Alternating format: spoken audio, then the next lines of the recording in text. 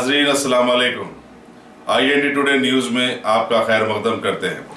आइए देखते हैं ये तफसीलात। अगर आपने हमारे चैनल को सब्सक्राइब नहीं किया है तो आपको यहाँ सब्सक्राइब बटन दिख रहा है, उसे क्लिक करिए और सब्सक्राइब कीजिए और साथ ही साथ बेल आइकॉन को भी क्लिक करिएगा जिससे कि आपको ताज़ा अपडेट मिलते रहे।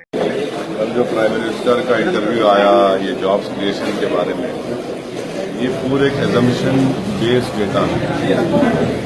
प्राइम मिनिस्टर और उनकी गवर्नमेंट इस बात से वाकिफ है कि एम्प्लॉयमेंट का जो वादा 2 करोड़ वादा जो किया गया था वो पूरा नहीं हुआ और सिर्फ ये कह देना कि इतने गाड़ियां खरीदी गई, इतनी लारियां खरीदी गई। नौजवान आज भी रोजगार से महरूम है।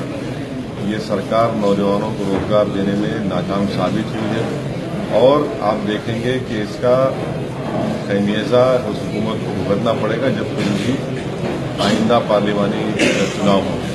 तो सिर्फ ये कहकर बता देना कि एजम्पशन डेटा देना ये गलत है।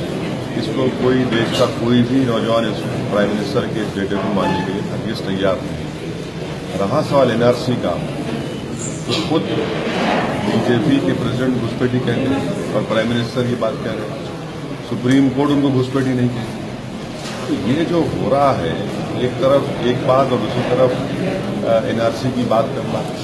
NRC की बात इसलिए कर रहे हैं क्योंकि वो चाहते हैं कि नफरत की फिजाओं में इजाफा किया जाए। 40 लाख अगर लोग इसके नाम नहीं आए, सुप्रीम कोर्ट ने कह दिया है कि उनको पूरे मौका मिलना चाहिए। तो एक तरफ अमित शाह उनको घुसपैठी कहते हैं, मकसद ये कि नफरत पैदा की जाए।